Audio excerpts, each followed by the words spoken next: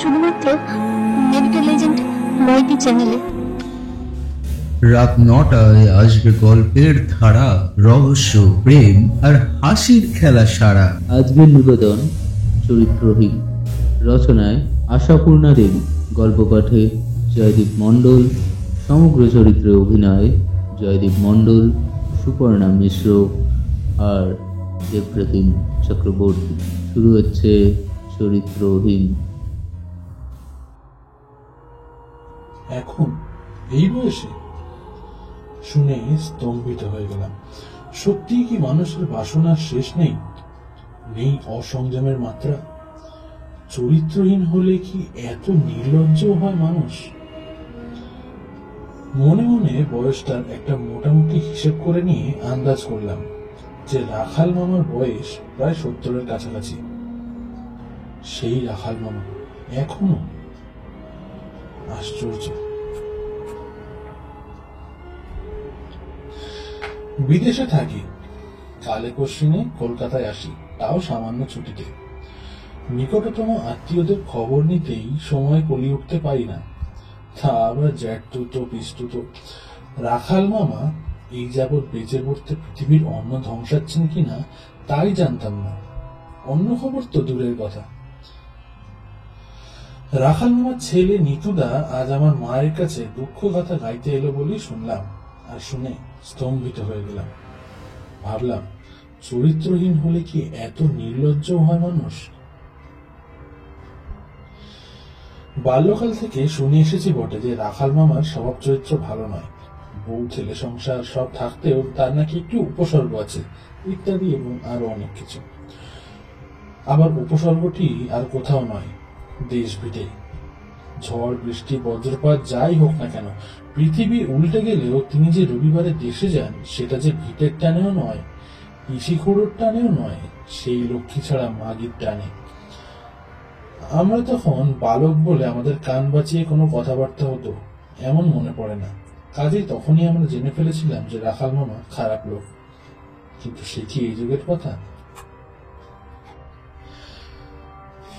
যুগ যুগান্তর পরে আবার কিনা কানে এলো রাখাল মামা সে লক্ষ্মী ছাড়া মাগির টানে।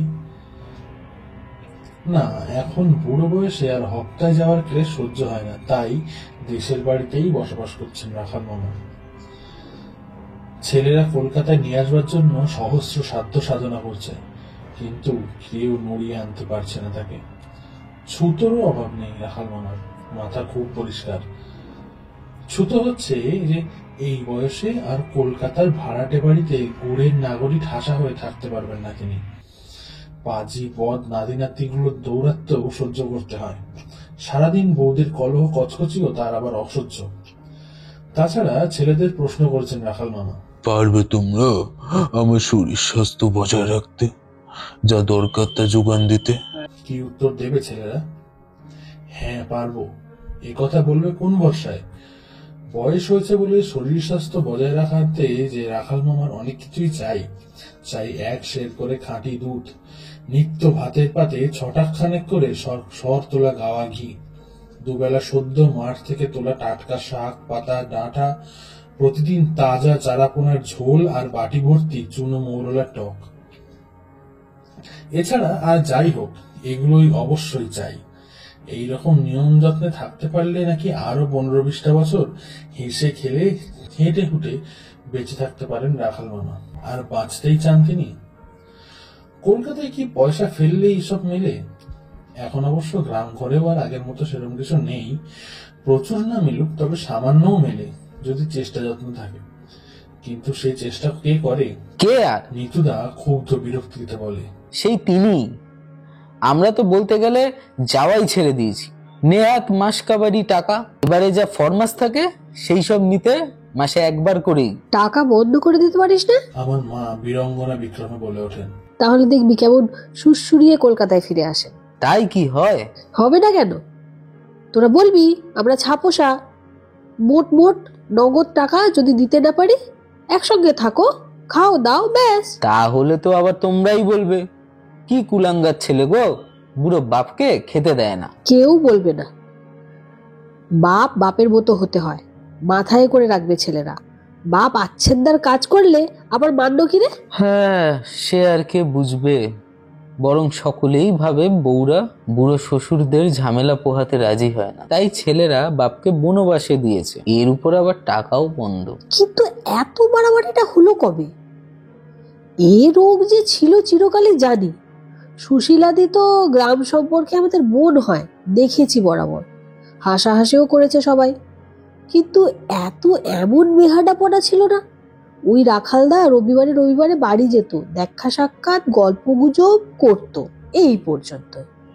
তবে মাস মাস খরচাটি দিয়েছে সুশীলাদিকে। ঈষৎ কৌতূহলী হয়ে বলি, তা তখনকার দিনে তো তোমাদের পাড়া গায়ের সমাজে সব অ্যালাউ করতো? সুশীলাদির বাপ মা রাগ করতেন না? বাপ মা কঞ্জুলোয়, জ্ঞানের আগেই সব তো খেয়ে তো কাকা আর খুড়ির সংসারের ভর্তি। তা ছেলেবেলায় নিত্যি খুড়ি মুখ ঝামটা দিয়ে বলতো, কাজে নেই গেলায় আছো, দেব না ভাত। এর ওর দৌড়ে গিয়ে দাঁড়াতো মুখ শুকিয়ে। লোকে ওই দয়া করে দুমুঠো ভাত দিত, এই আর কি। সবই তো জ্ঞাত গোত্তর। শ্বশুর বাড়ি? সেখানেও তেমনি, যেমন কপাল জোর, কাকা খুড়ি একটা বর জোগাড় করে বিয়ে দিয়ে বিদায় করেছিল। সে 6 মাসের মধ্যে তাকে শেষ করে আবার সেই কাকা খুড়ির ঘাড়ে। তাদেরই বা ভালো লাগবে কেন? নিত্য খিটিমিটি। সেই সূত্রেই দয়া উঠলে উঠেছিল রাখাল দাদা। বলল, শুধু একবেলা এক মুঠো ভাতের জন্য এত লাঞ্ছনা? আমি দেব সুশীলার ভাত খরচা। তখন রোজগার করতো ভালো। সদাগরি আপিসের বড়বাবু ছিল, দয়ায় মেজাজ দেখাবার মুরত ছিল। তা সেই দয়া দেখানোই কাল হলো। সুশীলাদি একেবারে গলে গেল, মাখামাখি বেড়ে উঠল। কাকা গলা ধাক্কা দিয়ে বিদেয় করে দিল বিধবা মেয়ের রীতি চরিত্রের দেখে। আমরা অবশ্যই এসব শোনা কথা স্পষ্ট মনে নেই, তবে আমরা সুশীলাদিকে দেখেছি বাপের ভিটে একখানা ভাঙা ঘরে পড়ে থাকে, আর রাখালদার পয়সায় খেয়ে গা শুদ্ধ লোকের কাজ করে বেড়াতো। অসীম গতর, যার ঠেকা পড়ে সেই ডাকে সুশীলা। কিন্তু এ বিষয়ে এতটা বেপরা? এতটা হয়েছে মা মারা গিয়া অবধি। মাও গেলেন, বাবার চাকরিও গেল। চাকরি গেল? ওই যে অফিসে নতুন ফ্যাশন হয়েছে, বুড়ো বিদায় করো। অথচ বাবা তখনও 60 বছরেরও দুটো জোয়ান লোকের খাটনি খাটতে পারতেন। কিন্তু সে যাক গেল, আর যেতেই অমনি বাবা ধুয়ো ধরলেন। অফিস যেতাম সারাদিন, একরকম কেটেছে। এত আট সাথে থাকতে পারবো না। আমরা ভাবলাম তা মন্দ কি, বউরা তো রাত দিন বাবা এই বললেন বাবা তাই বললেন বলে অশান্তি করছে। দেশে গিয়ে থাকতে পারেন, দুপক্ষেরই ভালো। 4 ভাই 15 টাকা করে দেব, উনি সপাকে খাবেন, আর পুরনো মানুষের ছেলেটা ওই কাজকর্ম করতেই যাবে, এই আর কি। বাবার তো উৎসাহ, খুব স্ফূর্তি। তখন কি জানি যে এইসব অসভ্যতা হবে। পরের মাসে গিয়েই দেখি রান্নাঘরে সুশীলা বেশি। বুঝুন তো একবার, দেখে মনের অবস্থা কীরকম হলো। এর সবই জানতাম বরাবরই, কিন্তু একেবারে এরকম প্রকাশ্যে। আবার কৈফিয়ত দিলেন, এরও হাত পুড়িয়ে রেঁধে খাওয়া কষ্ট, ওরও নাকি ঘর পড়ে গেছে, থাকার কষ্ট। অতএব মা উগ্র কণ্ঠে বললেন, তোরা বলবি না কিছু? কি বলবো বলুন, ওদের লজ্জা নেই, আমাদের তো আছে। কিছু না বোঝার ভান করেই চলে এলাম। এখনো যাই, একবেলা থাকি, খাই আর চলে আসি। কিন্তু দেখুন, এই বাজারে সংসার থেকে 60টা করে টাকা বেরিয়ে যাওয়া। কলকাতার বাড়িতে থাকলে তো আর। বুঝলাম নিতুদার মূল ব্যথাটা কোথায়।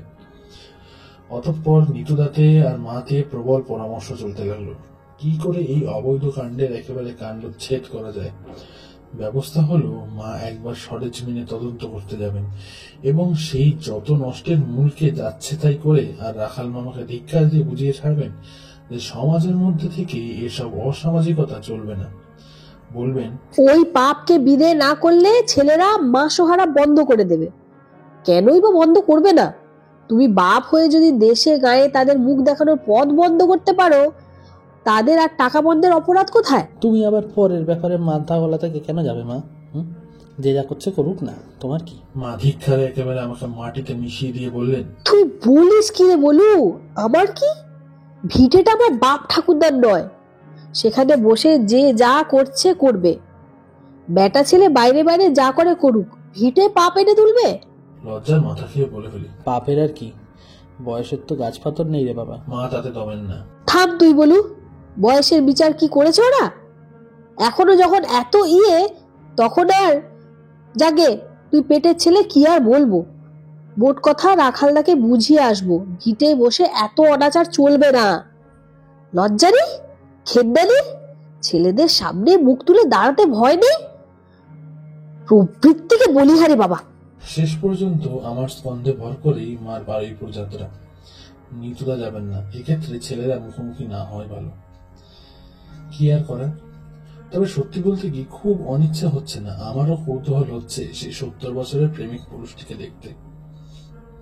দেখলাম, আর দেখেই প্রথমটায় মনে হলো, সত্যি চরিত্রহীন হলে কি এত নির্লজ্জ হয় মানুষ? সোজা সতেজ খাড়া দেহ, উজ্জ্বল মুখ, চোখ যেন প্রসন্নতার প্রতিমূর্তি। লজ্জা, কুণ্ঠা, দ্বিধা, সংকোচ কোনো কিছুরই বালাই নেই, একেবারে মুক্ত পুরুষ। মাকে দেখে একেবারে ইয়াং ম্যানের মতো হই হই করে উঠলেন। আরে কে রে, বুলবুলি না? কি ব্যাপার? আয় আয়, তুই কোথা থেকে? ইস, কতদিন পর দেখা। বাপ ঠাকুরদার ভিটে দেখে মনে আছে এখনো?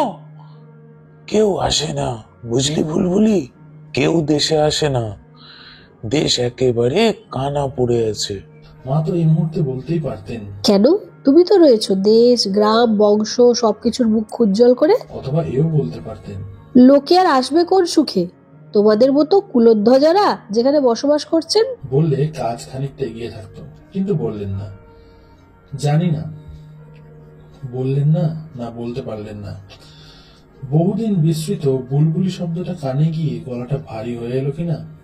মোট কথা, দেখতে পেলাম মাথা হেট করে বেশ পরিপাটি করে পায়ের ধুলো নিলেন রাখাল মামার।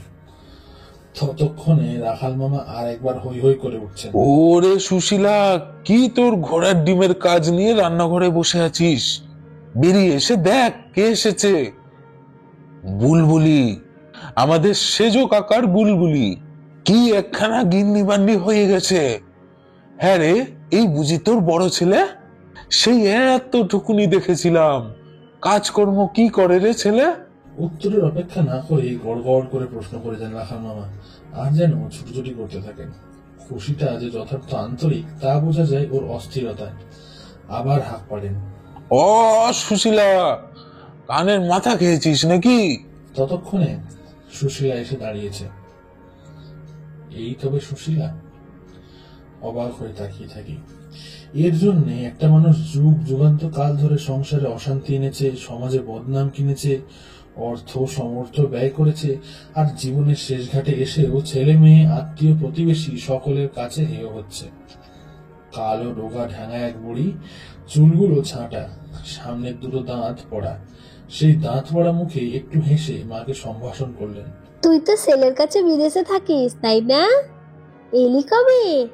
ও মা, এটি বুঝি ছেলে? বিলু না কি যেন ডাকনাম ছিল না ছোটবেলায়?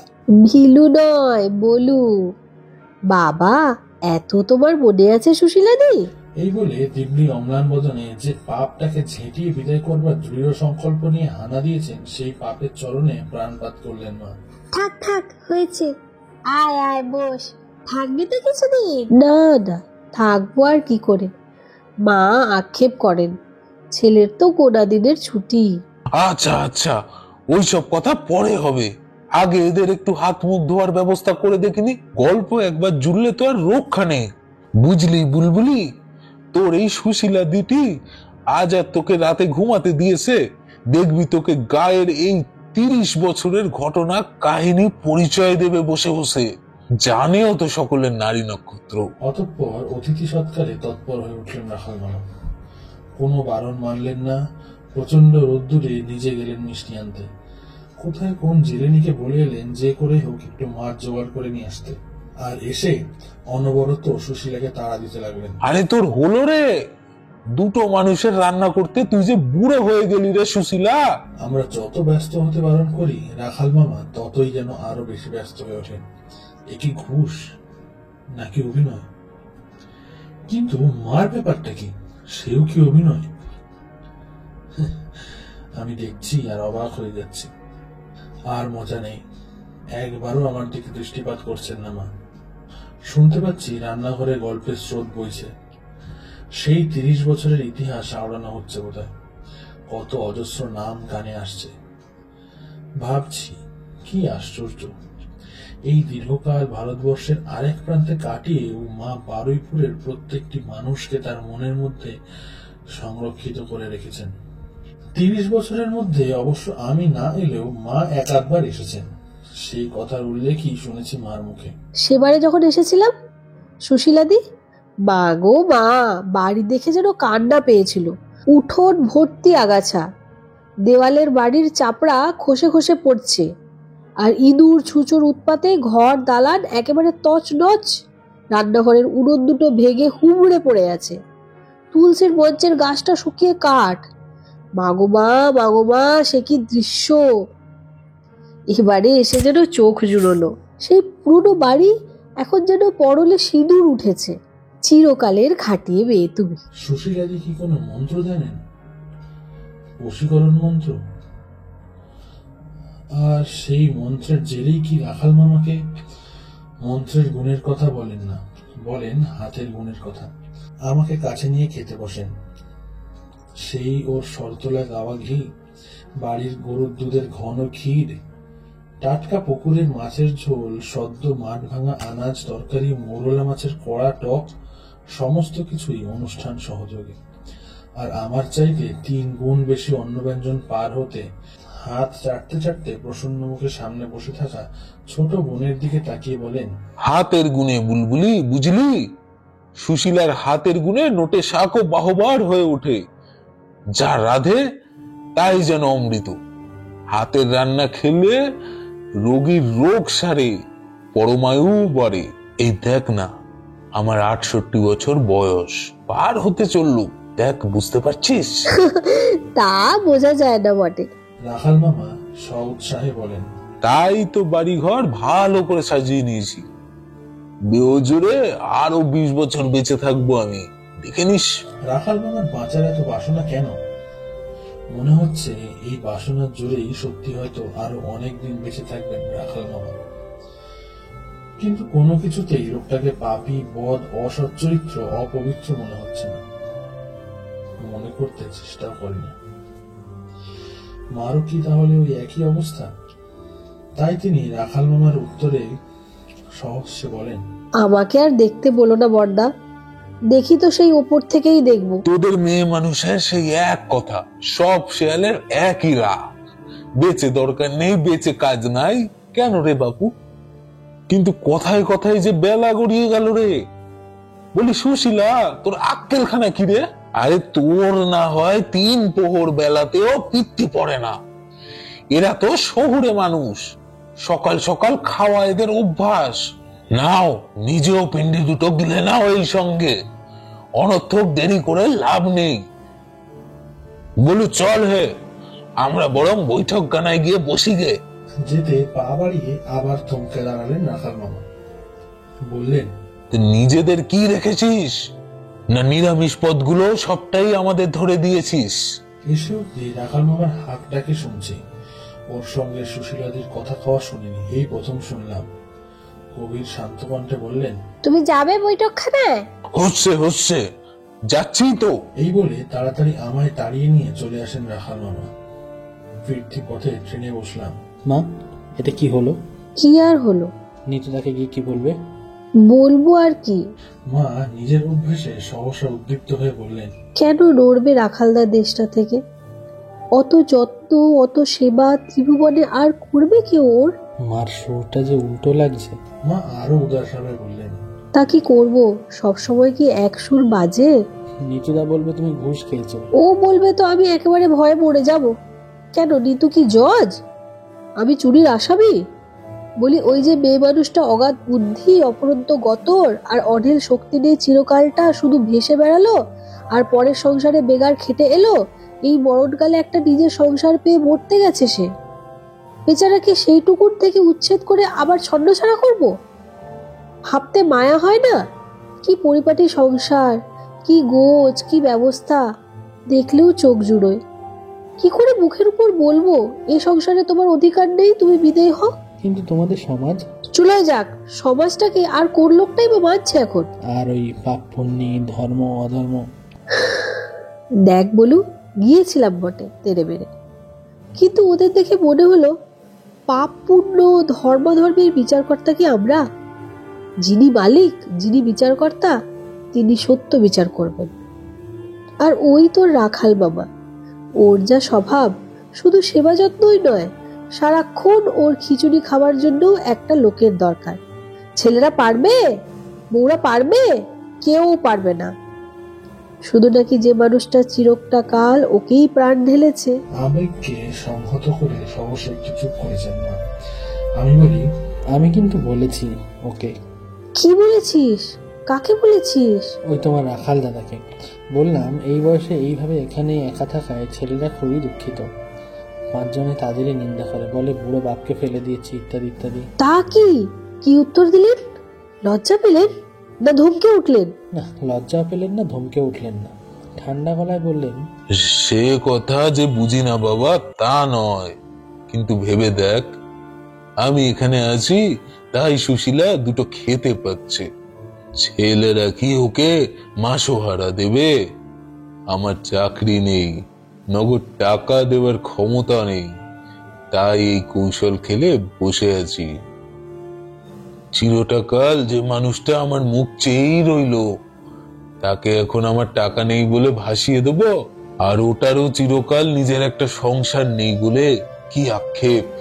তাই বলি, কিছুই তো আর হলো না, তবু মরণকালে দুটো হাড়ি কুড়ি নেড়ে যদি জীবনটা সার্থক হলো ভেবে শান্তি পায় তো পাক না। আরে রইল ছেলে বেটাদের, ওদের আমরা বলেই দিয়েছি, তোরা যত পারিস আমার নিন্দে করে বেড়াস। বলিস বাবা বদমেজাজি, বাবা খামখেয়ালি, বাবা এক জেদি, বাবা খিটখিটে। বলিস কারুর সাথে বনিয়ে থাকতে পারে না বাবা, নচেত আরো প্রাণ যা চায় বলিস। 5 জনকে বলিস আরো, আমার কোনো কিছুতেই না গায়ে ফোসকা পড়বে না। মা কি ভালো করে সবটা শুনতে পেলেন? জানলার বাইরে মুখ ফিরিয়ে বসে আছেন দেখি।